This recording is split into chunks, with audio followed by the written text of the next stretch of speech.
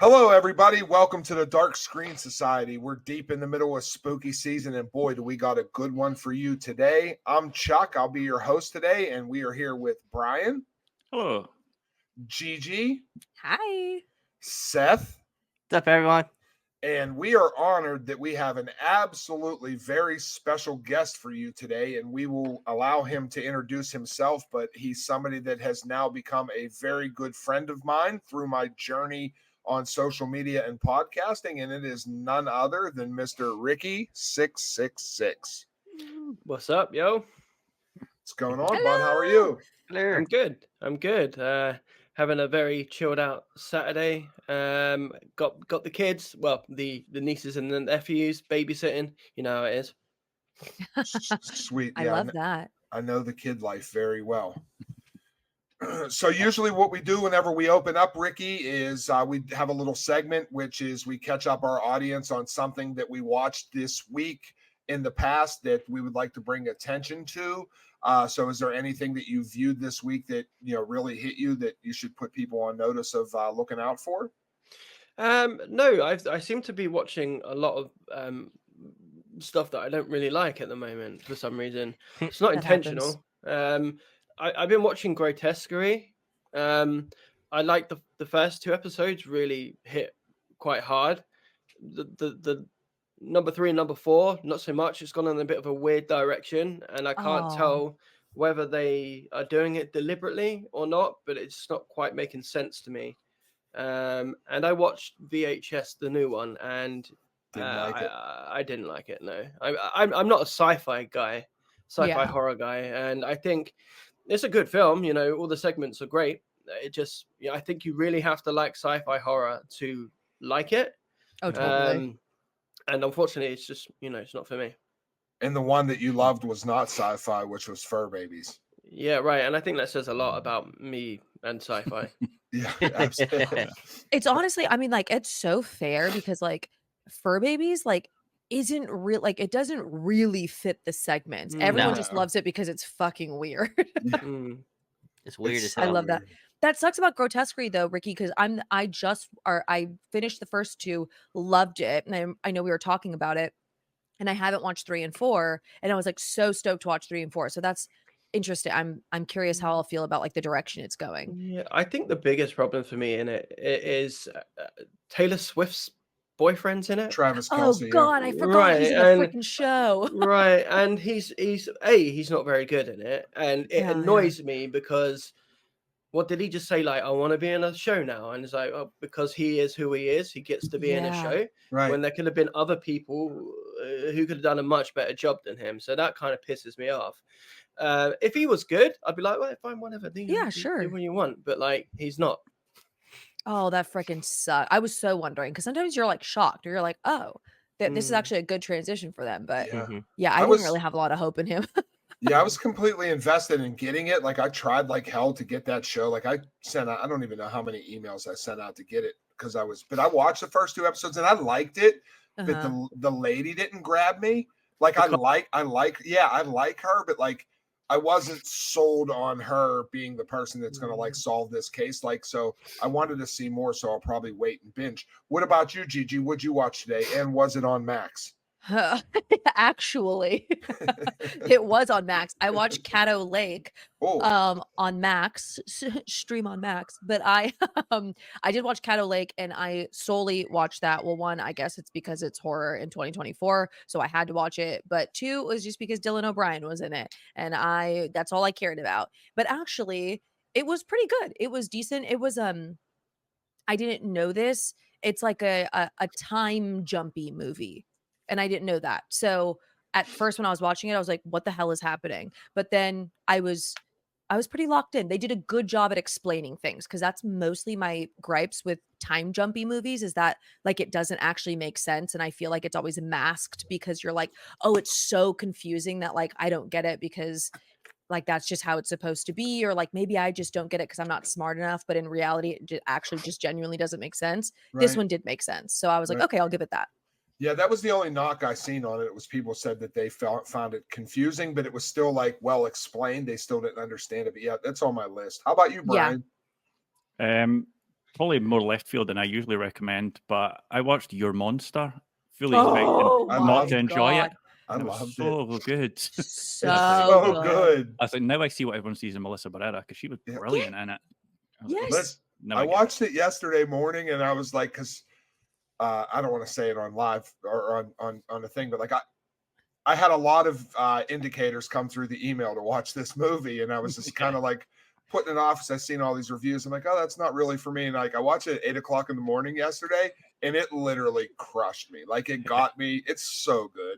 It's so good. Anybody that is listening that is going through a breakup, you need to watch this movie. It's such a good, wholesome movie. And if you're doubting Melissa Barrera's acting skills, you need to watch this movie. She crushed it. She was so good in it. What about you, Seth? I never doubted her acting skills. I gotta watch that movie still though. I also watched a movie that's coming to Max on October 25th. Trap. Finally watched Trap. And I actually loved it. I don't know what y'all are talking about. Of course that movie's you did. fucking awesome. It was a blast, okay? But it was a blast. The big question is, are you going to see it 25 times? No. I told him I don't know how you watched it 22 times, but wait, who watched it 22 times? One of my friends, Peyton, loves the movie so much, and he saw it in theaters 20 times, and then watched it like. Yeah, he loves it. He loves it. He's a Trap truther. He loves it. A Trap truther. Brian, what were you going to say about Trap?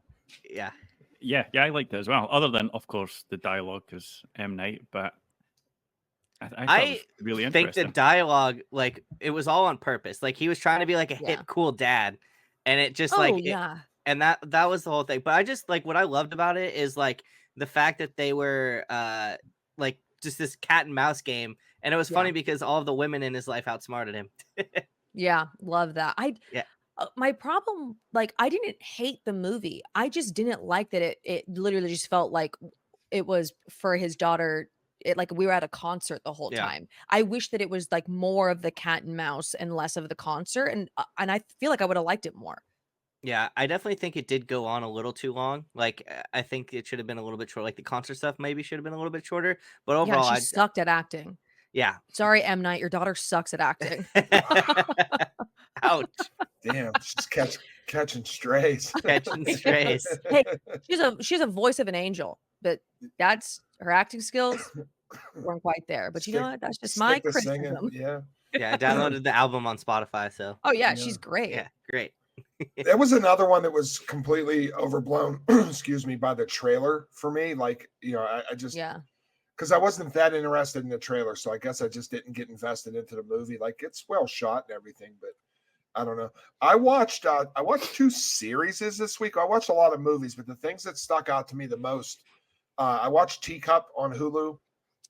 I finished Hulu, Peacock, and I absolutely loved it. It's on Peacock. Yeah, I'm sorry.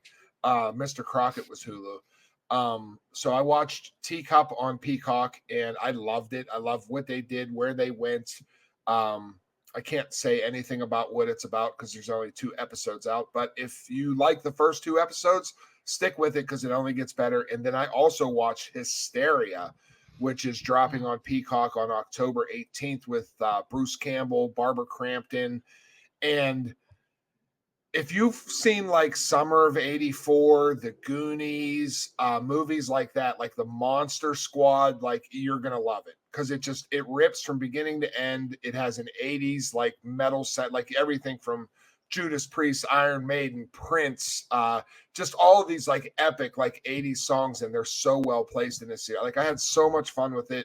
It's not scary or anything like that. It's just an absolute fucking blast and something fun to watch during the Halloween season. What's it about, Chuck?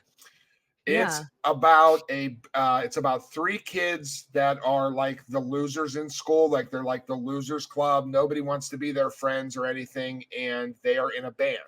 And it's like a heavier rock band. So the one kid, the lead guitarist, gets this idea that, you know, if we throw a show and put out these flyers with like pentagrams on it and things like that, that it'll bring attention to our band. But it happens to be during the peak of the Satanic Panic is whenever it takes place. So like they do this show, they play Run to the Hills by Iron Maiden. It's fucking epic, but they have like all this imagery around.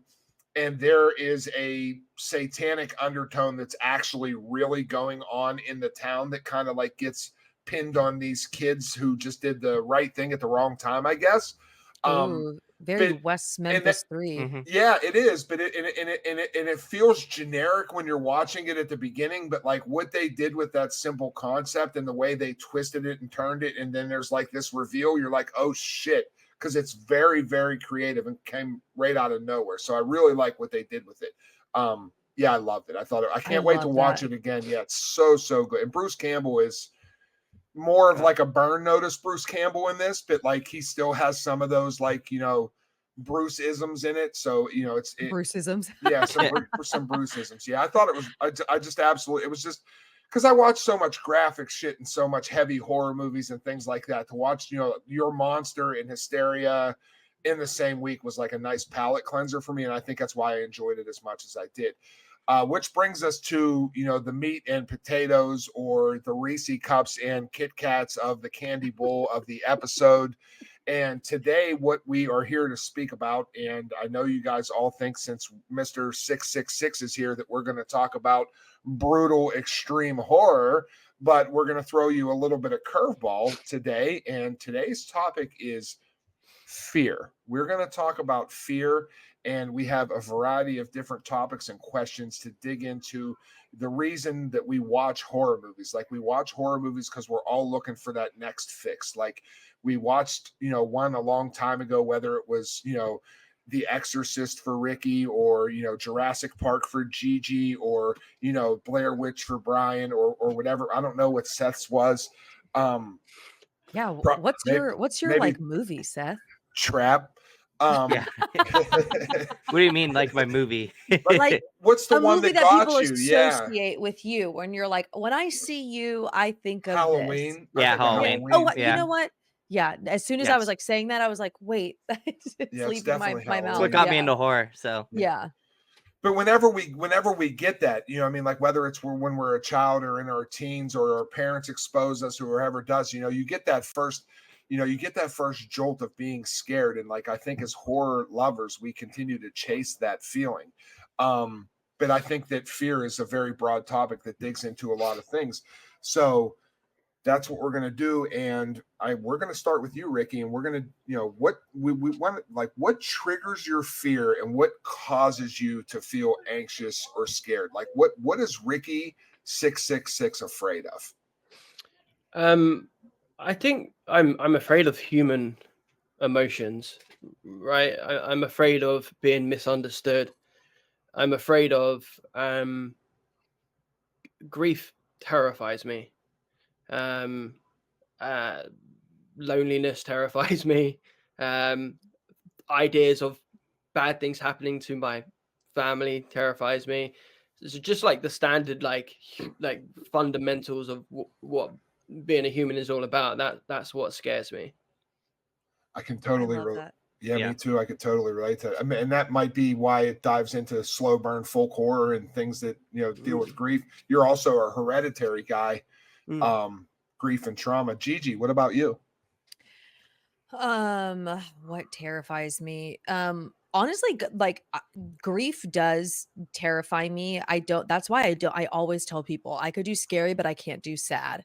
Like, if it's a movie that's going to make me feel like crying, I just avoid it. Whether it's like good sad or not. Like, you know, like there's some movies that are like, oh, this is like a Wild Robot. I know a lot of people were like, oh, this made you feel a lot of feeling. I don't like that. That kind of stuff scares me, and I avoid movies like that. And I don't know why, because I think it just makes me feel so immensely, and it's hard for me to like rein that in. And also, this is so weird, and I don't think it's like that weird, but death terrifies me. I spiral if I think about death for too long. And I think that's why if I have like loved ones and close, you know, people that are close to me that pass, it like terrifies me. I hate thinking about it. I have to like not think about it. It freaks me out. Does it terrify you because of the loss aspect, like you're losing something in your life, or does it terrify you from the perspective that we're all going to die someday in your own mortality? Yeah, not even like, yeah, I guess our own mortality. It's the unknown, like what happens after we die. Okay. It's like, well, what happens? It just like you just stop, like nothing. Is there nothing? Maybe there's something, but is there nothing at all? And that's it. And then it's just blackness forever and ever and ever, even though you've lived this whole life. Yeah, right. Yeah. Also, don't watch Memoir of a Snail if you don't want to feel emotions, because that movie fucked me up. That's why, like, I genuinely, like, I wanted to watch it so badly, but like, it truly scares me to like dive into things like that, because I'm like, oh, I can't. I don't want to feel this heavy. Right. Yeah. Brian? Yeah, I feel that. Well, fear is my middle name, as we're all aware. And duh. So, God damn it, Brian. So it's go. Sorry to you, Seth. Yeah. Yeah, right. We're done. Go ahead, Brian. Pretty much. Yeah. So it's pretty much like, obviously the stuff you mentioned before is scary, but for me it's the fear of the unknown. That's why I like ghosts are, because something that's unknown or doesn't feel like quite real, that's what gets to me, because it makes me feel uneasy, because I'm like, that's something's off about this. At least in horror movie. In real life, obviously that doesn't happen, but that's what scares me the most, is like not knowing anything about something. Yeah, that's freaky. It is scary. Seth? I'm similar to Gigi. Listen, nothing gets me more anxious or scared than going down a rabbit hole on WebMD thinking I'm dying. But also loneliness. But going back to the death thing, so I know a lot of you know this. You probably don't, Ricky, but my mom passed away from cancer.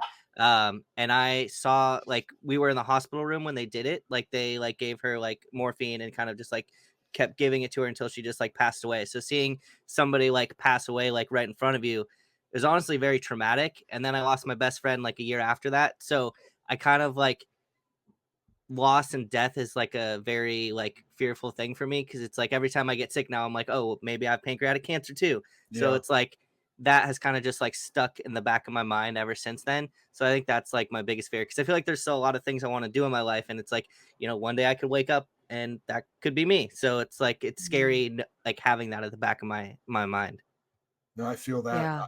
I that can. is scary. Yeah, I don't have enough fingers to count as many times as I was on WebMD and ended up with leukemia. WebMD is like the devil. Yeah. I relate to everything that everybody said. I'm a little different than you, Gigi. Obviously, grief and loss, and that terrifies me, but I seek it out. Because that's why Seth and I click very well. I also, lost my mom from cancer, dad from diabetes, and I lost my sister in her sleep to heart failure at 36. So like, I've experienced a lot of tragic sudden loss, and I'd almost rather them just, their heart explode and them just go than to sit like I did in the hot, watch my mom like wither away to next to nothing, which was just absolutely brutal. So that terrifies me. But on the same note, I seek it out. I seek it out. I like to watch it. I like to feel those emotions, because it in some weird way helps me cope with the loss, just to understand different perspective of how to like deal with it and accept it.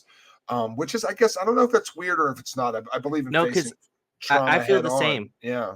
I feel the same. Like, I watch movies and like some of them kind of like express what I'm feeling in a better way than I could ever explain. Like Memoir of a Snail, like it deals with so much like loss and trauma and things like that. And it's just like, it was like, I don't know how long it was, but it was like an hour and a half of just like going through all of that. And it's like, oh, I can relate to this character, or like, it kind of, movies kind of help me get over that grief and loss in a way that it's hard to talk to somebody about. It's really interesting, because Chuck knows about this. My mum passed away 2 years ago. And that's okay. And in a very similar way to you, Seth, I was there for 3 days and it was brutal. Yeah. One of the worst experiences of my life.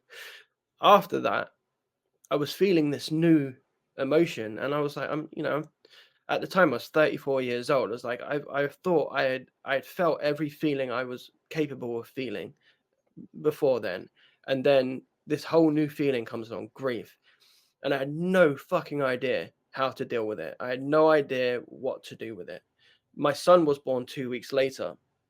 So on top of that, I become a father for the first time whilst dealing with all this grief. And what did I do?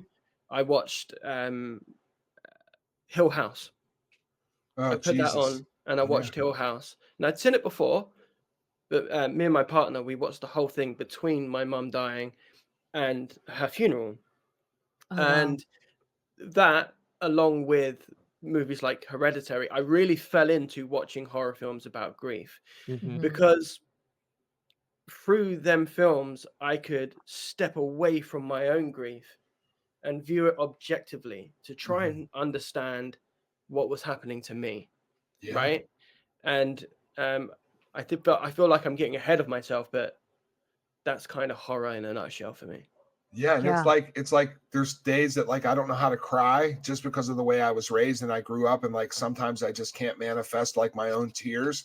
But there's things that I could put on and I could watch that there's no question that they will evoke that emotion for me, and like it's like a nice outlet. And you know, a little shout out to the friends of the Dark Screen Society podcast, Mike Flanagan and Kate Siegel, because they're our friends, our pals. Yeah, they're our besties. Yeah, our besties now.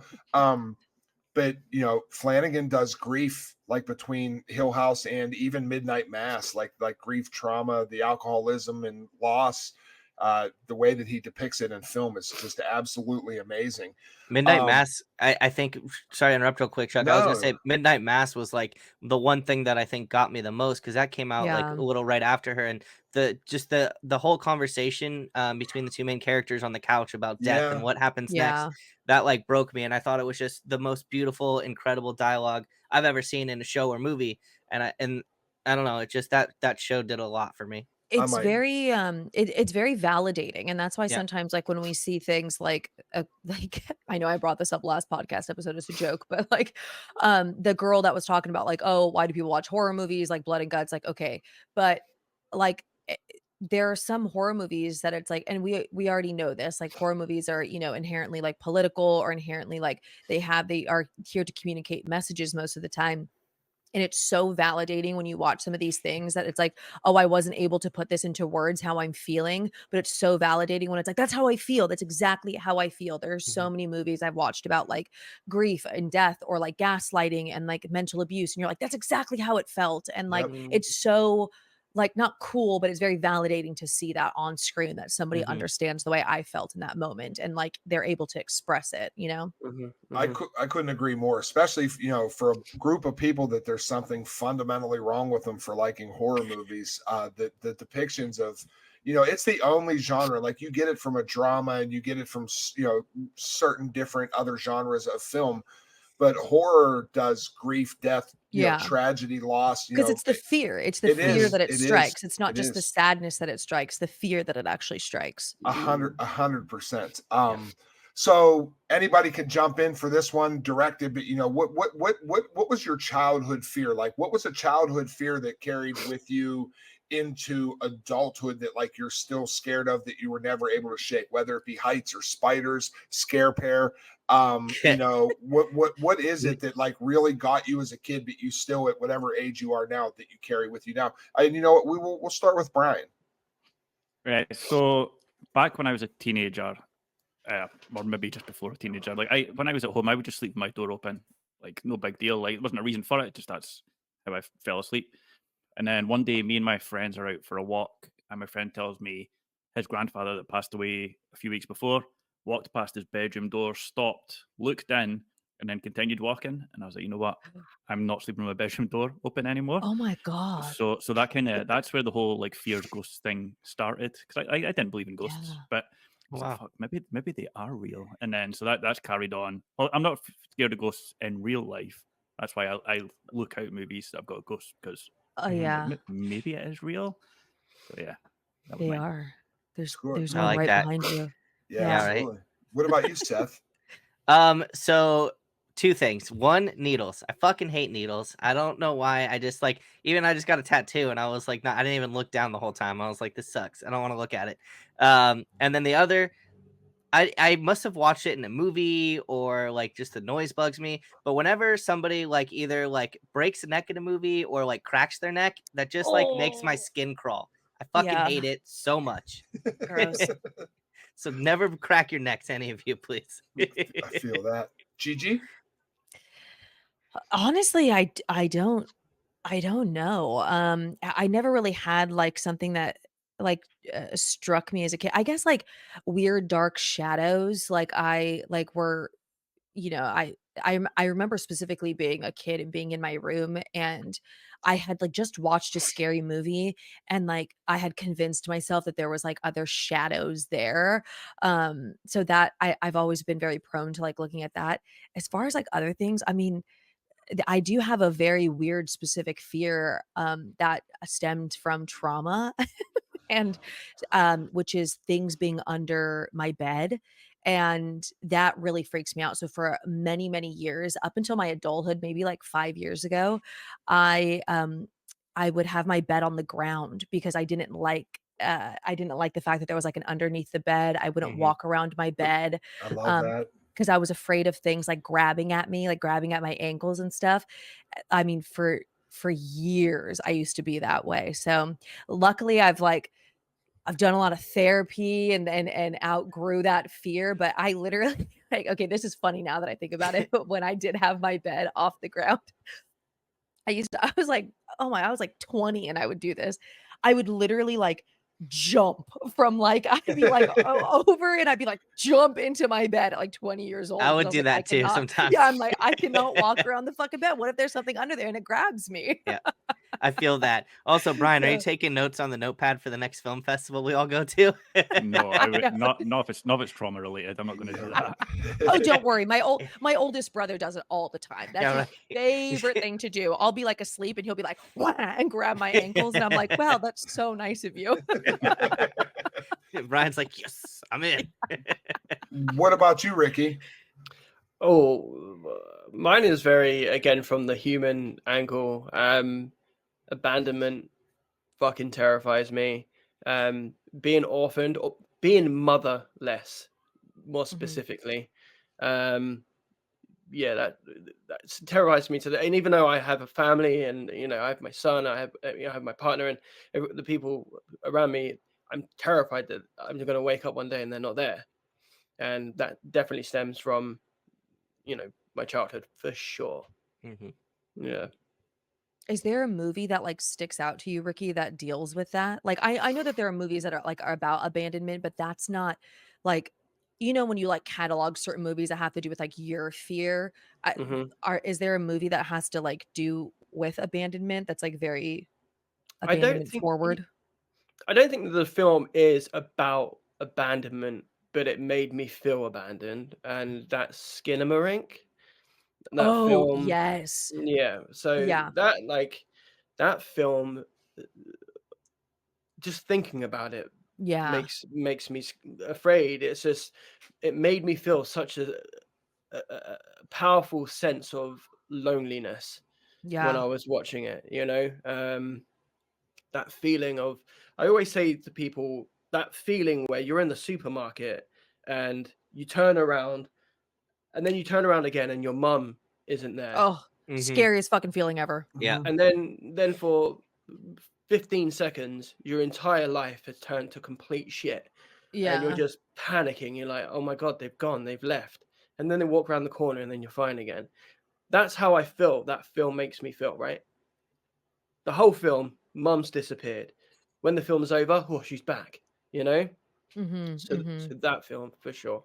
That's a really, really, really accurate way of explaining that film. Yeah. I mean, especially for something that people thinks is just, oh, it's just shots of walls and doors and it's so fucking boring. And it's like, I've been going through it for the last 4 or 5 days. Yeah. I threw Chuck's it like, on I a fucking list. regret. Yeah. Yeah. I threw it right in the middle of the video too. So it's just like, I knew it was coming. I guess a little tidbit about me is the thing that terrifies me the most is like man-made things, like especially roller coasters. I'm terrified of them. When I was in 8th grade, we went on it was like the first big field trip I could have ever went from school, you know, like as a kid. And, you know, we did this, I was in French class at that time, and we did this big fundraiser and sold, you know, crepes or whatever it was to raise money to go on this big trip to Cedar Point. And at Cedar Point, which is in Sandusky, Ohio. Their big roller coaster at that time, not to date myself at 38, but it was the Magnum XL 2000, was like the biggest coaster in the United States. Porno. It sounds like a condom. It was. Yeah. Well, it was Magnum, aka the condom ride. You know. Now that I think of it, I think some of the carts that you sat in were gold, so it makes sense. You know what I mean? But so anyway. So I'd never been on a roller coaster prior to this. I've been on like little shit, you know, Jackrabbit, dumb little stuff, but nothing big. So we went there and I rode everything in the park, like all these regular roller coasters. And I loved it. Like it was so thrilling and exhilarating. And then it was time. Like it was like, let's go do the big one. We're going to do the big one. Gonna do the Magnum. Listen, I slipped in all these little ones. Now it's time to engulf the big one. You know what I mean? God. So once we got there, it's we waited in line. We were in line for maybe 2.5 hours. Like it was a long ass line, and we were the next group to get on this fucking roller coaster. And the group that went ahead of us got stuck on the highest hill for 3 hours. Oh my God! 3 hours that they were calling in the fire company to put ladders up there and get them down. And all I heard was these people fucking screaming. And it was at that very moment that I told myself, that is never going to be me. I will never allow that to happen, because you're going to have to get me down with a fucking ladder, because I'm going to cry like a sissy and that'd be the end of my life. But I've been to theme parks all my life. I can't do it. Like I've even gotten myself to the point where I've gotten in line and was going to face this fear. And I look at one hill and I'm just like, oh fuck no, that's not going to happen to me. Go ahead. I was going to say, it's funny you bring that up, because I had a similar incident. I'm not really scared of roller coasters, but I went on like a school field trip back in like middle school when I was living in Nebraska to Iowa to Adventureland. And you know the like rides where they like put the harness over you and your like legs are dangling. Yeah. So I did that. I went on the ride, but the guy next to me, it popped up and he fell off the fucking ride. He didn't die, but he like broke his neck. Like the ambulance was there. Like it was the scariest fucking thing. It didn't it was traumatizing at the point. Like I still ride roller coasters, but like to be literally like never. But like to see him like right next to me, just like pop up and like dangling, and then just like go and fall. Yeah, that is fucking terrifying, because I never really thought about that, Chuck, because roller coasters used to scare me for the longest time. One, because I didn't like getting motion sick, but then I realized that they don't really make me motion sick. I just made that up in my head. But like it's still scary to think, like, they're man-made. Some mechanical things can happen all the time, or you see those people getting stuck upside down and die because they're stuck there. And it's like WebMD too. Like if you go on and you Google like roller coaster accidents, like they happen more than fucking plane wrecks and car accidents. Like they get stuck on. There was one in Kennywood, which Kennywood is the biggest theme park in Pittsburgh, where I live in Pennsylvania, and they had a thing called the Laser Loop, which they have now taken down. But the Laser Loop was literally, it was just a loop. You know what I mean? It would rev you up, shoot you through the loop. You'd go through backwards one more time, and you were done. That was a big deal. That thing got stuck, and they went through that back in the 80s like 130 times to do that. Like, and you can look it up. This is real information. That people were so sick and puking and pissing their pants, and like I'm like, no, fuck, no, never. Like I don't need to be thrilled that much. Fuck that. That's why I hate Space Mountain. You are psychotic. I cannot fucking believe that you're like, it didn't scare me. Yeah, right. Yeah, I still hate, I hate Space Mountain, because I think it's either Space or Mountain. The one at Disney, because it goes through it's just pitch black. Space Mountain. Yeah, and I fucking hate that. Like I would rather know like if this thing's gonna jump off the rail versus like just like that is Right? That's fair. Well, lucky for you, I think they're changing it to the Tiana, the frog. Oh, they are, aren't they? Yeah, where it's like a bayou. I heard it sucked, so I didn't watch the movie. It's changed. Yeah. Right.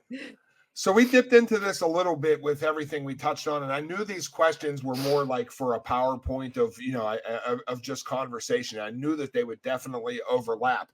So obviously we're here because we do horror movies, and we all love horror movies, and everybody has a different fear and a different anxiety, and we all like different shit.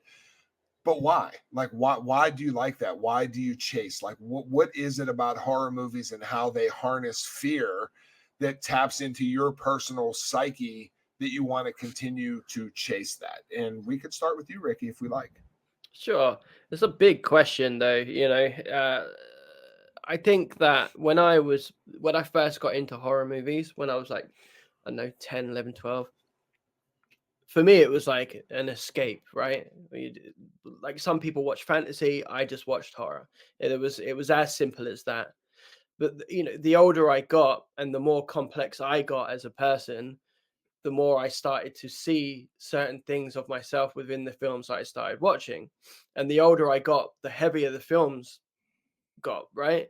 So now horror movies have taken on a completely different thing to what they did when I was a kid. When I was a kid, I watched them because it was an escape. Now I watch horror films and I'm drawn to horror films that try and answer bigger questions about humanity, right? Or the human psyche. I love a good old-fashioned spook fest as well. There are times when I'm like, I don't want to think, I don't want to have to dissect a film. I just want to put something on that's going to make me jump. I want to watch something that's going to want to make me throw up. But my passion, the thing I love the most is films that make me think and films that challenge me as well as scare me, I guess. Yeah, I love that. 100%. Yeah, I can completely agree with that for some of my answers as well. What about you, Seth? Honestly, he like nailed on the head. I think it gives me an outlet that I don't really have. And especially growing up, it was like, anything that was going on, whether it was bad or good, it was kind of an escape to another world that just like enveloped me and just like, and I like being scared. Like I don't really like get scared anymore. And I like having that feeling of watching a movie that, like Daddy said, that was the most recent movie that scared me. And I really liked being scared because I don't know. There's just so many good feelings with horror and so many characters that I can relate with and like fighting back and dealing with trauma, losing somebody. It's the genre that I gravitate towards the most because it offers me the most. I completely agree with that. It makes you feel something other than what you're feeling and day-to-day life. It reminds you that you're alive when you don't feel alive sometimes. Yep, 100%. Even down to the point of like not just films that are about just like being scared or the monster in the closet or under your bed or whatever it is to be terrified of, but even like, and this is what led me into like extreme horror, is some of these movies that I've seen, and I know like Ricky's seen and other people, but like there's some really really super heavy duty extreme stuff out there, but like that also, like done in good taste, evokes such a range of emotions of like I kind of relate them to like I could turn on the news and watch the feed of the news, and like the world is such a horrific place and there's so much bad stuff going on, because obviously they don't put the guy that rescued the cat out of the tree on the news because it doesn't sell. It's sex and murder and violence and politics and all that stuff. And the extreme side of horror movies, like that's how they express those things. Like it's their news, and like it gives you a new perspective. Like Trauma is a movie that gets, it's not particularly like the greatest movie, but it's one of the most brutal movies ever made in the history of film. And people see it as just, it's just this excessive brutality. But like if you talk to the people that made that film, like they're from Chile, and it's an expression of how they had been bogged down by the politics and the social landscape in there. So like it was their form of freedom and expression, like mentally what they would do to escape, like to the most extreme level. And like it's very hard for people to digest that, but the form of expression through their fear of being like political prisoners, like trapped in a country, is the only way that they could express it, because they can't lash out because they'll fucking kill them.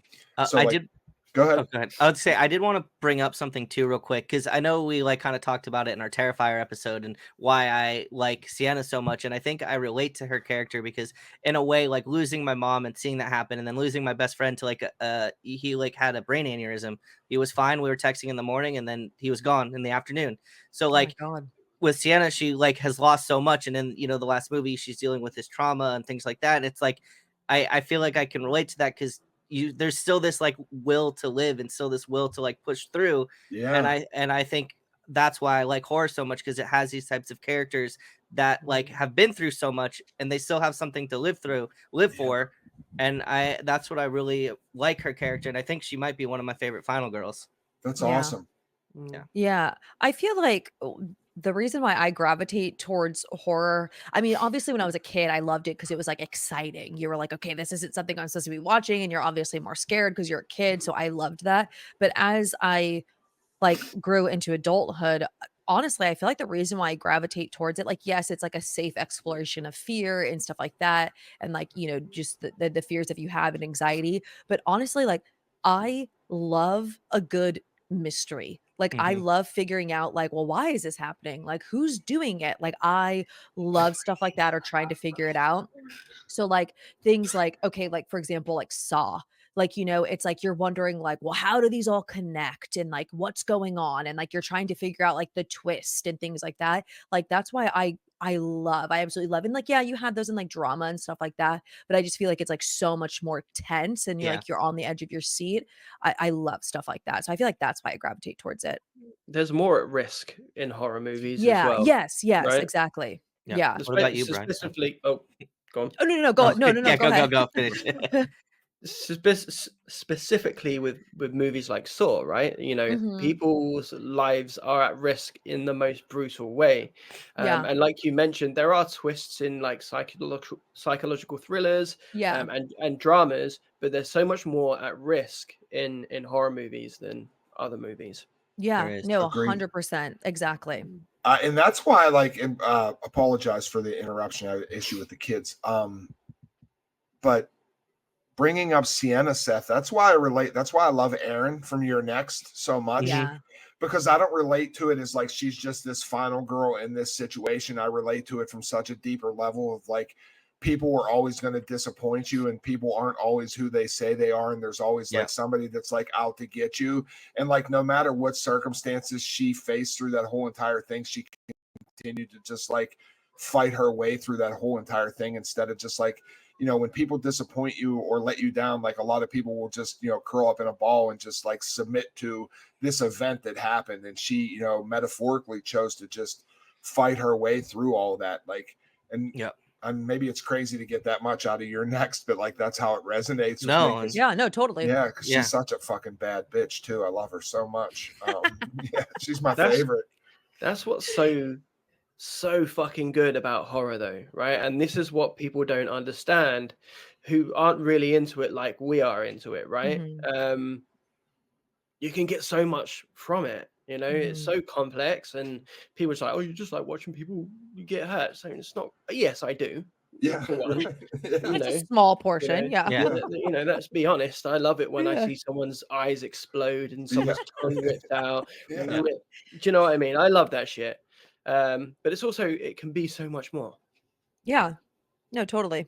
Yeah, there's always there's I mean, all the way since, you know, I mean, Night of the Living Dead, there's people that still in 2024 think that movie's about zombies and it has nothing to do with zombies. Like it's, you know, it's a expression of the civil rights movement and, you know, it's just a metaphorical take on the current time that it was telling, and horror has done that since that point, which makes it such a beautiful thing. Wait, we didn't let Brian go. Brian, no, we're doing Brian. Oh, sorry. I thought you were going on to the next one. No, I thought he was going to talk about ghosts again. So no, not ghosts. So I think the reason. So before I started TikTok, I was very into horror and comedy because those are the ones that have the strongest emotions. So I can either be scared or I can, if it's good, I can laugh. So, but I think they're also the hardest to nail because it's so like what somebody finds funny, I might not find funny. Same with what somebody finds scary or shocking or whatever. But now, since getting into TikTok, like I realize there's like horror's probably the biggest genre with the like the widest variety in it. Like you guys could go and watch your extremism stuff, and I can avoid that like the plague because it doesn't interest me. Because Right. I'm like, cool, I can watch ghost stuff, or I can watch like there's so much there.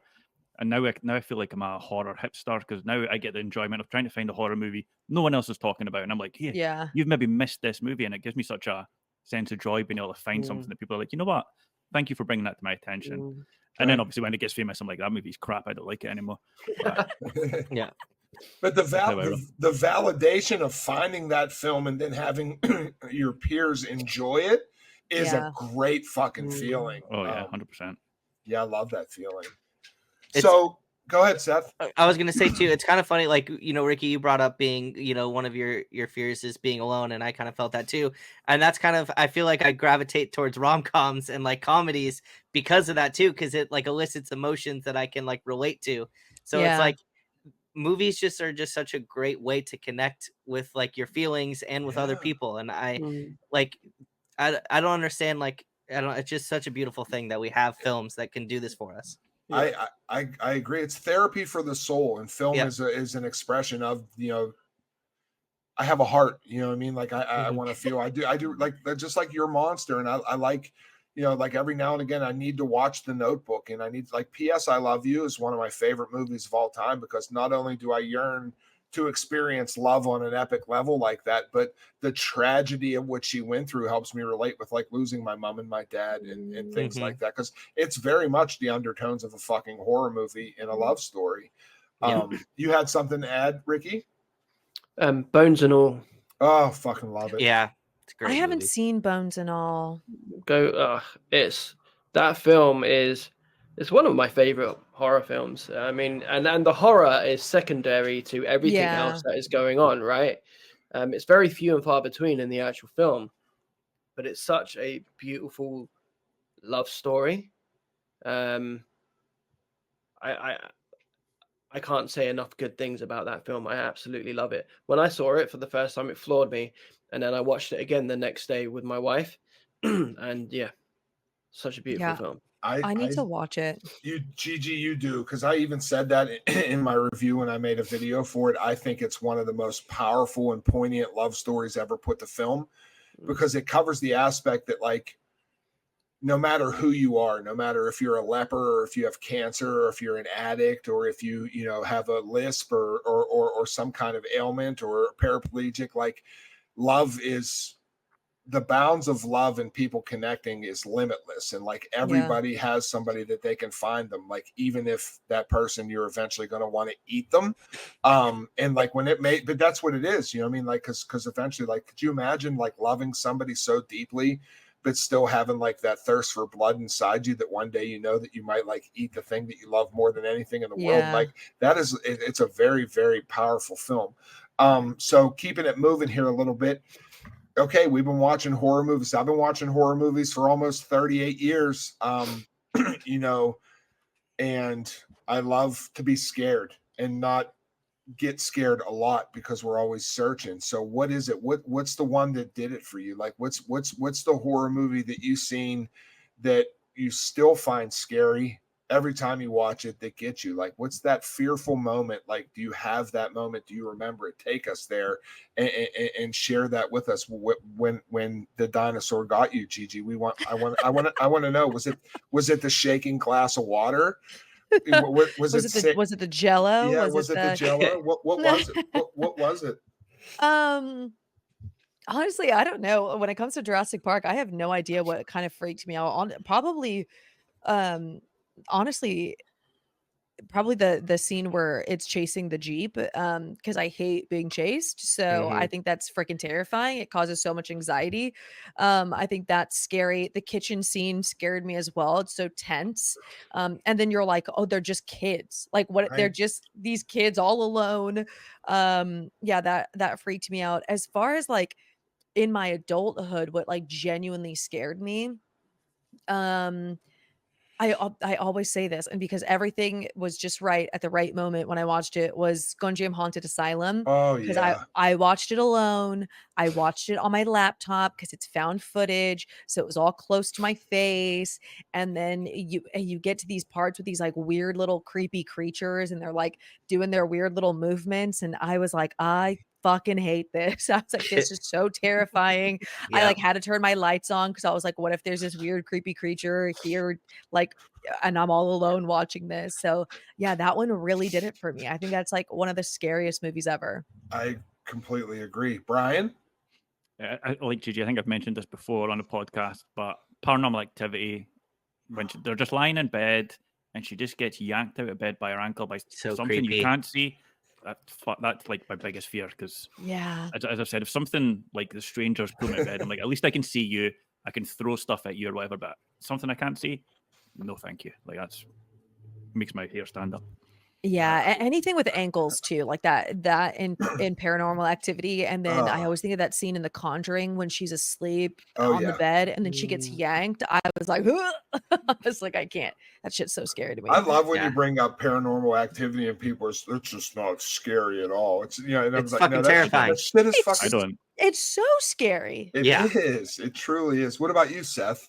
So I have two for when I was younger. So the Conjuring scene when the like wind blows the sheet onto the like demon. Oh yeah. That scene just is so creepy to me. And then it's like forever ingrained in my brain, but fucking in Signs when the alien walks by the birthday party. There's just something about that scene that is just so creepy. And the way the alien walks, like it's like Bigfoot, but it's just like, I don't know. I've been afraid of aliens ever since. Very nonchalant. Yeah. And then for adult, there hasn't really anything that's like been scary more so than it's just like made me think about it. But in Terrifier 2, the bedroom scene, I heard her scream for weeks after watching that scene, and it just made me so uncomfortable. And that's kind of like where I'm at with like horror today, is like, if it can elicit something like that where it makes me think about it for like weeks after, and I'm just so uncomfortable, that is what's scary to me now. Ricky? Yeah. So when I was younger, the thing that really got me into horror and the thing that scared me the most was the opening to Are You Afraid of the Dark? Oh yeah, that's freaky. Yeah, and the actual episodes themselves didn't really scare me.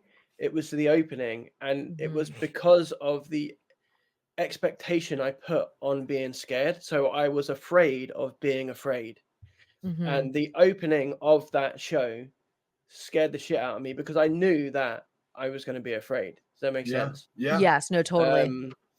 And I guess when I was older, like when I was like 13 and 14, The Exorcist, the scene that got me is the very first scene where her eyes go white and her throat bulges out. Oh yeah. It's a good scene. It put me on the floor with fear. It was horrific. And I think I've watched that film maybe 3 times a year ever since. That's so funny, Ricky. I love your connection with The Exorcist, because that was the very first horror movie I ever watched. I always say I snuck it out of my grandma's like VHS chest. I watched it when I was like maybe like 7. And at the time, like we grew up Catholic, so I went to like Catholic school, and so seeing like the scene with like the crucifix, and I was like, oh my God, like that was like ingrained into my memory, where I was like, I'm going to hell, and I was like, what is this? This is so scary.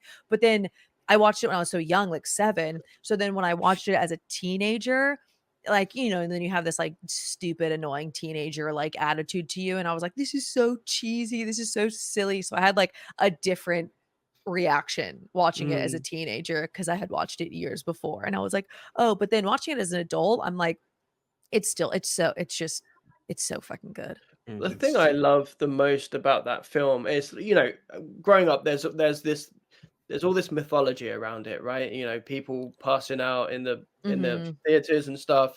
And there were so many stories about it going around. So I was afraid of that film before I even saw it, but I was desperate to see it because I craved that fear, right? But the thing I love the most about that film is the story between the priest and the little girl. He has no idea who this girl is. He's never met her before. He never meets Reagan. Yeah. Right? He never meets her. He only ever meets Pazuzu. Yeah. But his love for that child and his duty to her blows my mind. It's like it makes me want to cry. He gives her everything.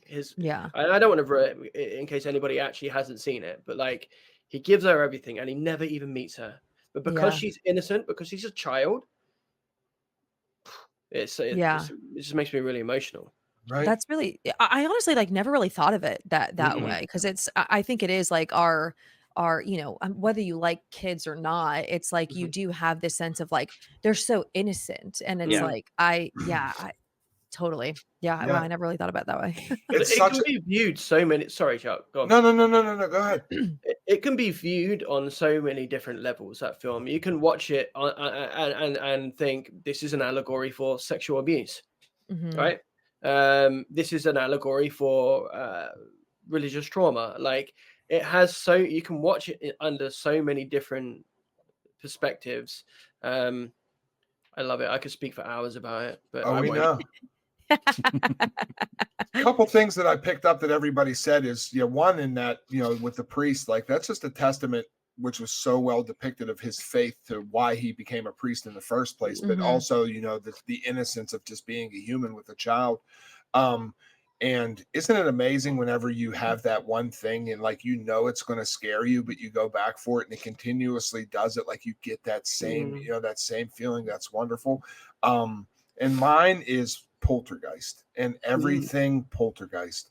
My dad worked 712s for 20 years. Like, and he was an overhead crane operator. He worked in the mill. He worked 11 to 7 or 11 to noon every fucking day for his whole life, worked himself to death. But he would come home from work, or if he was on like day shift, and he had this old beat up recliner, and he would fall asleep in the chair just because like he literally worked himself to death. But there would be times that like I had to get up in the middle of the night and go to the bathroom. And that was back in like tube TV time, that like, channel 11 or channel 4, whatever it is, like it ended, like it went off the air. So it either had that warning thing or it was just fucking static. And I think static is terrifying. And another criminally underrated one is White Noise with Michael Keaton. Yes. Which is, like static is, and just from Carol Ann, the TV, the static, like the hauntingness of the unknown of like what's behind that fucking void of static, tied in with that fucking fuck that clown, is terrifying to me. And Swimming Pool Dead Bodies, like Poltergeist is a master class on terror for me. Like it does it for me. It still does it for me. I love it. So this is kind of segueing into the, we got this like, mesh of questions. So we're going to kind of like, there's horror movies that really express and tap into grief and trauma and fear in a very good way. And then there's other ones that just aren't very good horror movies because they don't really tap into anything. But like you could have the greatest script in the world and terrible actors, and it's not going to convey. Like it's a perfect concoction to convey these things. So everybody has that moment, and we just talked about the ones that we brought with us that still get us in our childhood. But what's your top 3? Like if you were to sit real quick off the top of your head, if we prepared or not, what's the 3 moments in your horror journey of being a horror lover that were the 3 things that scared you and tapped into your fear the most? And this is, I'm not going to put anybody on a spot. Anybody could take this question, because I want to know, and the people want to know. What is it? What makes you tick? What's the 3 things that get you?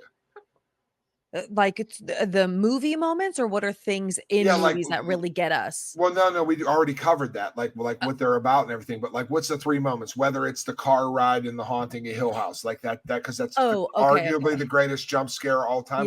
What in a horror movie, top 3 that fucking scared you? Like not that it's a whole scary movie. Because I have moments from shitty movies that scared the shit out of me. You know what I mean? Like totally. So what are those 3 things? Anybody can take it. Okay, I actually did a bit of homework for this, so I will. Let's go, Brian. Thank God. Yeah, look at you, Brian. We'll go after. So one that got a guttural reaction for me, like really kicked off my fight or flight reaction, was It Follows, the tall man. Because Fuck that guy. I was Fuck feeling that guy. calm. I was like, okay, nothing's going to happen. And then just somebody walking towards me with purpose, fucking terrifying. Like I know Gigi's not a fan of running, but walking towards me is scary. Yeah. Like in a horror movie, not just a normal person. Right. Second is Horror in the High Desert. And near the end of that, like the guy's just filming what looks like a bush, and the bush just moves a little bit. Jesus Christ, I shot myself. Like it's like a proper fear now. Yeah. And finally, although a lot of people think this is goofy, Hereditary, when she's up on the roof banging her head against the attic door, like it's so unnatural. And I'm like, that's like proper fear when that happens. So that's something that's always scared me is the repetitive banging of one's head. Yes, it's something that has been in quite a few horror films. There is I can't remember what it is. There's a guy in a mental institute. He jumps over the table and he's just smashing her head into the floor. Yes, that gets me. I don't know what it is. Like you said, Brian, it's like it's really unnatural. She's just like nut in the wall. Like no, crazy. It is. It's like so creepy. She does that in The Conjuring too, when she's just like in her dream state, and there's something about it where I'm like, I don't know. It's just funny. Gross. It's funny you guys all bring that up because that is like one of my in Talk to Me. Yeah, I was just gonna say that. Yeah, in Talk to Me, the death scene with the brother. I think that I haven't watched that movie since then because that movie honestly fucking scared the shit out of me. It's fucking terrifying. Yeah, like that movie is so good. I have it. I have the hand, but I can't watch it. That's one for me. The alien scene, the walking by in signs, that one stuck with me forever. And then the third one, I don't know, like there's so many good scary scenes, but if like we're gonna do recent, literally the kitchen scene in Daddy's Head. I don't know what it was. The fucking where they like first see him for the first time. Yeah, when they first see him for the first time, that shit. That was fucking scary. It was. I watched it again last night. Well, which I'm really sad because I don't know if it's it was so like if it's slow. just my everyone's like, it's so slow, it's boring. I'm like, what? But I watched it last night, but then I don't know if it was like my TV, but I know that this happens with like other people's TVs where like it kind of looks a little pixelated, and I'm like, I hope other people's like TV or their viewing experience wasn't like this, because like it was so good in the theater. Like everything was just like so crystal clear. It's because you were with your friends. Yeah, but like it was like genuine, like crystal clear when I was watching it on the TV. I was like, oh, this is kind of like fuzzy, but fine. I take that back.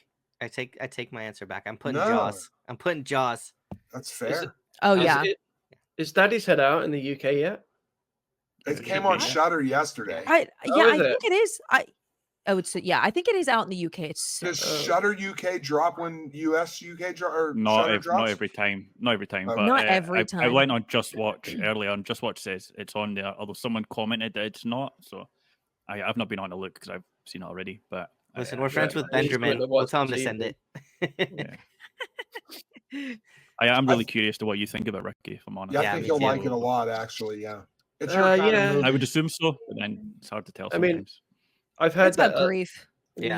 I've heard that many good things about it, and like I said at the beginning, I'm babysitting, and my niece, she's 14, and I might show it to her if we can watch it this evening. So I feel like it's something that she could definitely watch. It is, and it taps into a lot of different fears. Like I do like that. It's a good one. I'm trying to find my list of like horror movies that actually scared me. It's a better Babadook, in my opinion. I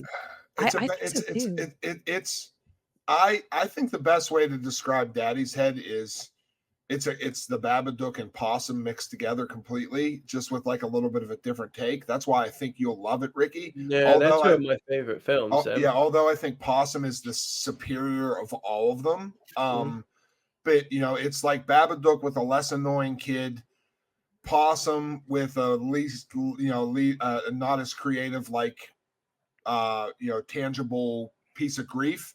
But it's very similar to them. I think you're really, really gonna like it. Like for sure. I just know in the morning I'm gonna wake up. I'm Ricky. I love horror movies, and I just watched the devastating Daddy's Head. I just know it's coming. You're like I hear it. Yeah, Gigi, did you find your list? Yes, I did. Okay, go ahead. I'm so glad because these are okay. So one, I already gave Golden Jam, so I'm not going to say that one again because that one did terrify me. That one basement scene terrified me. Oh yeah. But another one that truly got me to my core is Terrified from 2017. Yeah. But specific, and there's like a lot of scary moments in that one, but specifically when the dude has his camera and he's in bed and he's like, he kind of like sees the shadow and he's like, then he looks under his bed and then he like sees the feet, but then when it goes to like, when he's like going to lay down and it pans to the fucking monster under the bed, I was like, this is so terrifying. That like truly, like my stomach just fell and I was like, this is the scariest thing I've ever seen in my entire life. That one terrified me.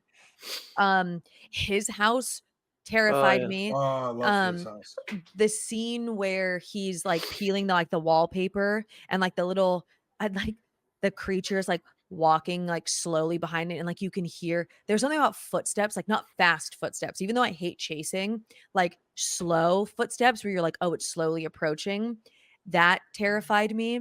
And then there was another one that terrified me. I'm trying to find it. Also, a lot of people hate this movie, but I thought it was brilliant, is Possum. But I love it. Yeah, when he like pulls it out of the bag and you see it for like the first time, that was horrifying to me. Horrifying. I think that movie's so freaky.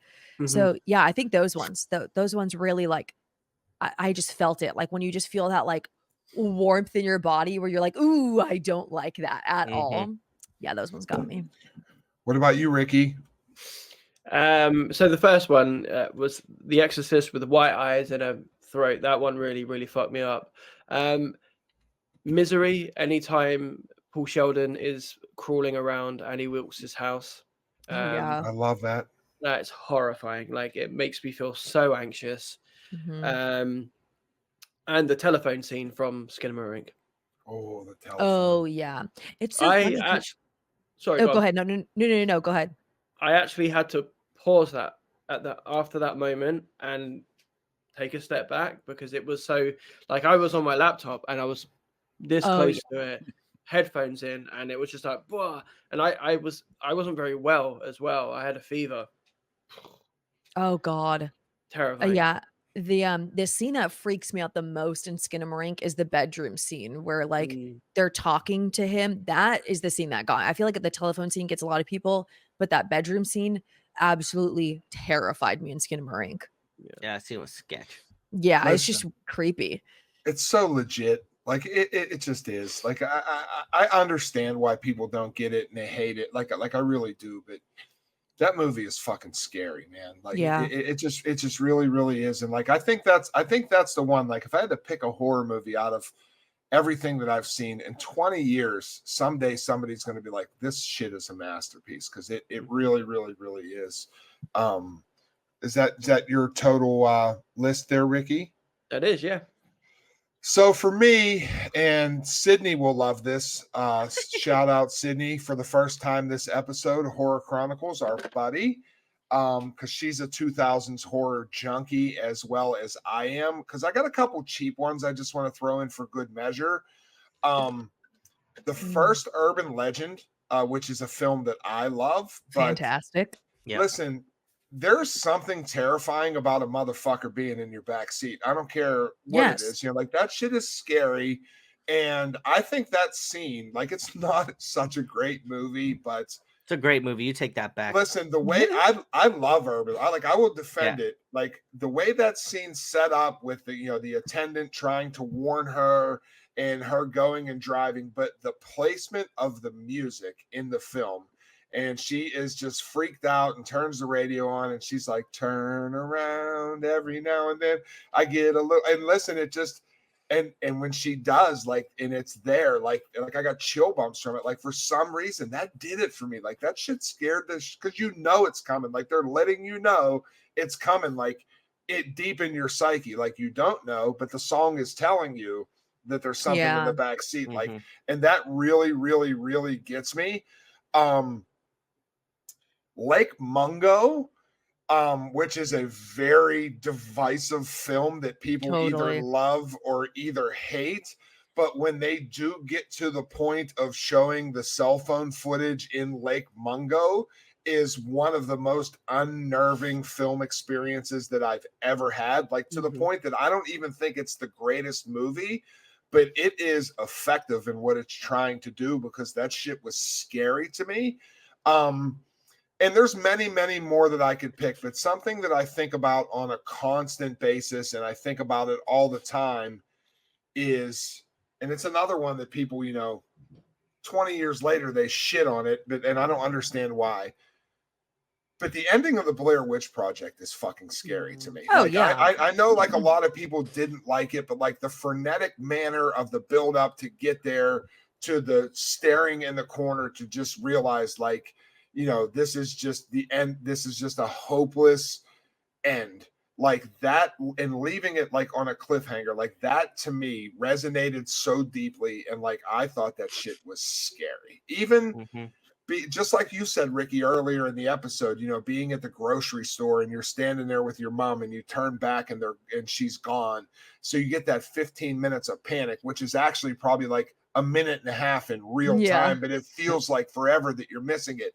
So even the spots where they like got turned around in the woods and there was nothing there, and then she'd turn around and there'd be like the little, stick fucking things hanging in the trees that weren't there 30 seconds ago. Like it was just so masterfully, effectively done to evoke fear, especially that ending. Like that ending just absolutely does it for me, and I will defend it and an urban legend for the rest of my life.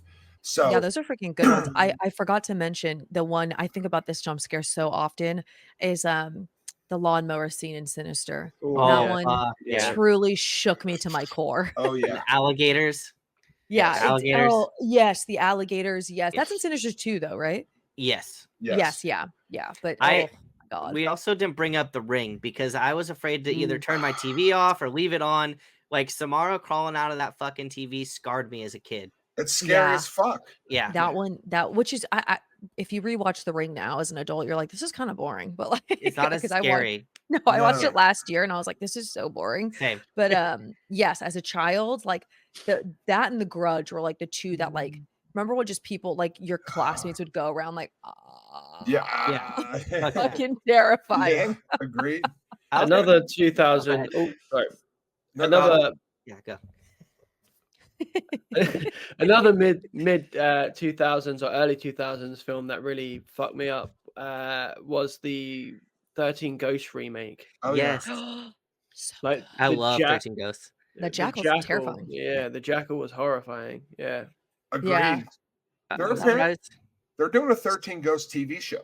They are. It's gonna be 13 episodes dealing each one with a different ghost, which I think is a fucking really creative idea. Yeah. I think my idea for 13 Ghosts is way better, where you should make it a video game and they could do a lot of world building, kind of like a Visage video game where you go into each room. It has 13 rooms and you go into each room and then you go into their worlds. I think that'd be so good. Hire me, game devs. I was going to say, write it. Yeah. Write it out. Yeah, I got it. I got to pull that video down from YouTube and be like, nobody steal my idea.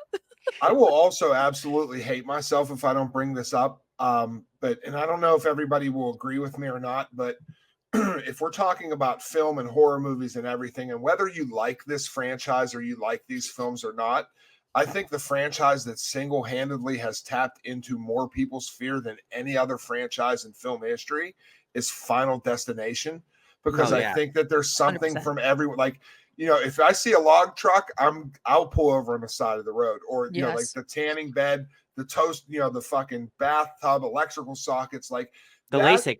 We were talking about that in a group chat. Yeah, I refused. Yeah, right.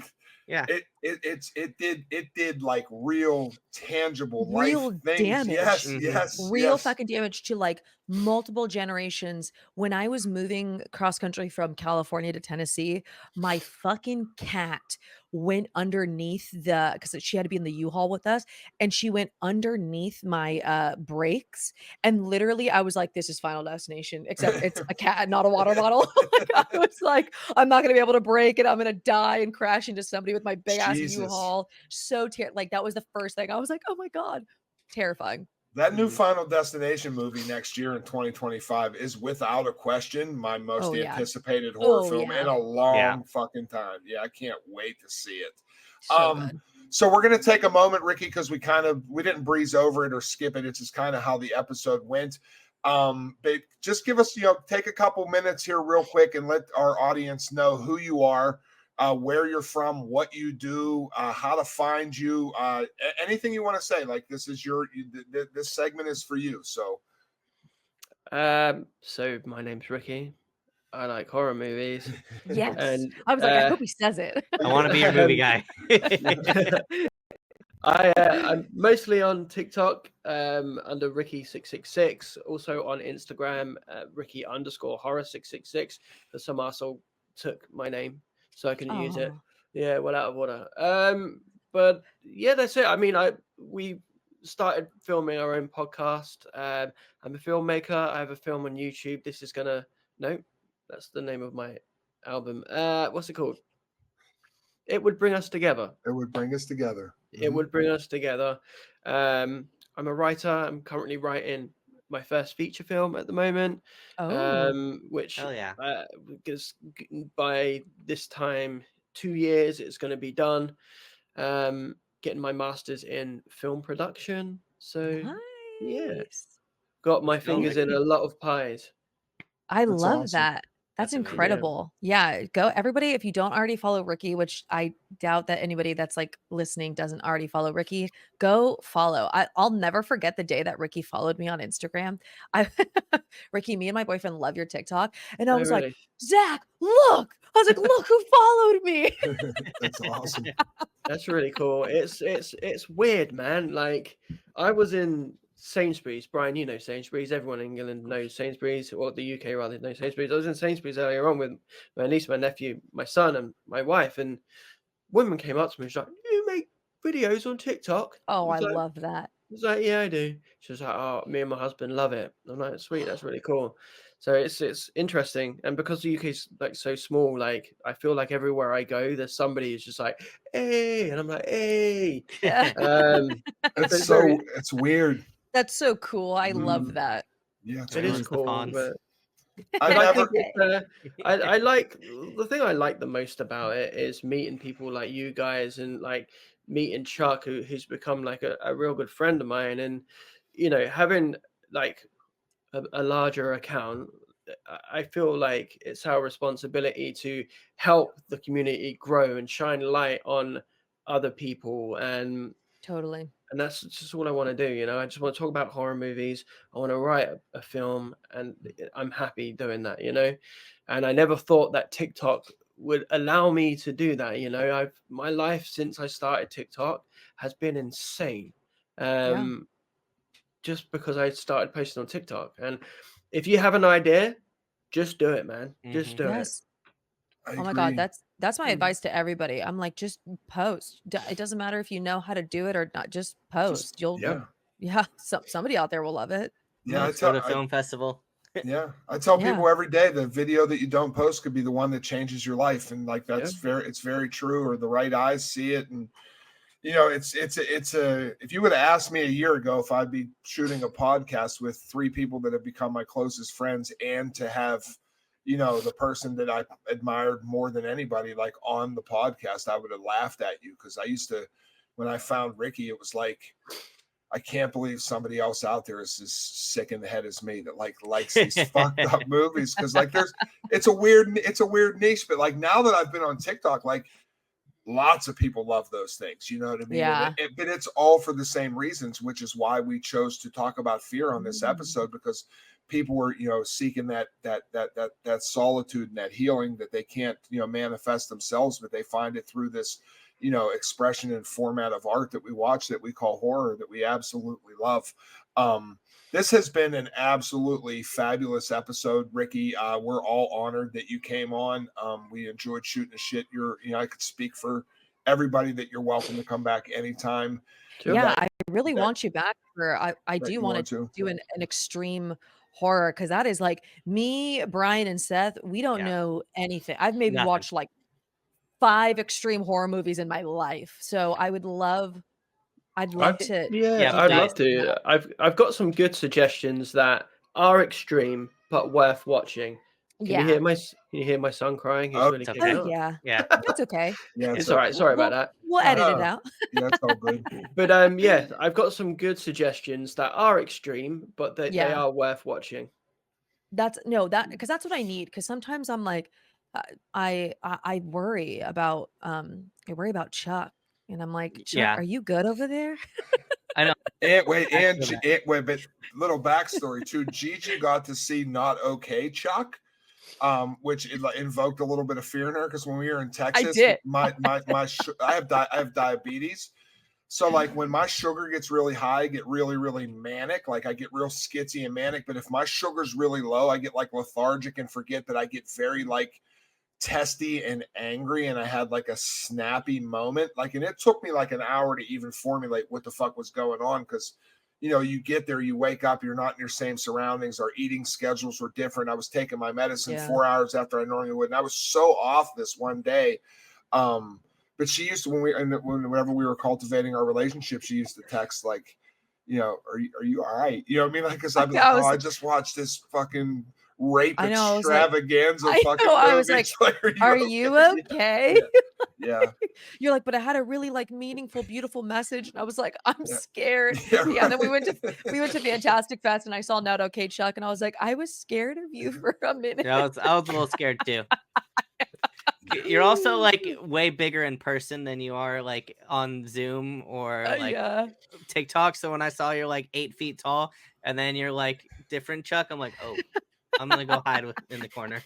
Yeah, but we got through it very well. We got through it. Little different, Who would have thought Gigi likes to get plastered drunk at 3:00 in the afternoon? I never knew that. Yeah, but that was like the best version. A little tidbit Gigi ever. Yeah, it was fucking awesome. I got a fucking tattoo. Who would have thought? Yeah. Hey guys, I'm so fucking drunk. It was the best. Yeah. I'm gonna fly over next year. I'm gonna come. Please. Oh yes, listen, please do. Oh my God, it's the time. Even though like, and I loved everybody that put on Fantastic Fest, but it was a weird lineup of movies. Was it my favorite lineup of movies? No, but was it my favorite experience to happen this year? Absolutely. So Agreed. Even if the movies aren't great, the experience is like why you go. So and you meet so many amazing people. Sure. It's just such a cool thing.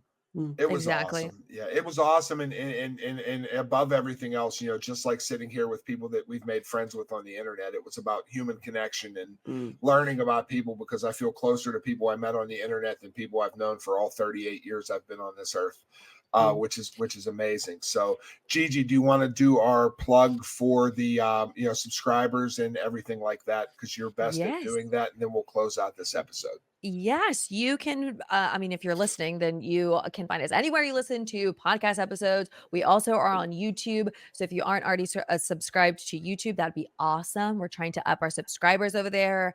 Like, favorite, share, retweet, everything. That really helps us kind of get out there to the algorithm. We do have a Ko-fi in case you ever feel so inclined as to support that way, but we don't expect it. Even just listening to us and sharing and everything really helps us. But yeah, we're trying to really up our game on social media. So we are so thankful for you guys that are like liking and sharing and posting on your stories. That helps us so much. Like we came back from Fantastic Fest and we were like, let's fucking do the damn thing. So, but thanks guys. And thank you, Ricky, so much for being here. Again, everybody, RickySixSixSix, go follow him if you don't already follow him. But we will see you guys next week. Bye. Yep. Bye everybody. See ya.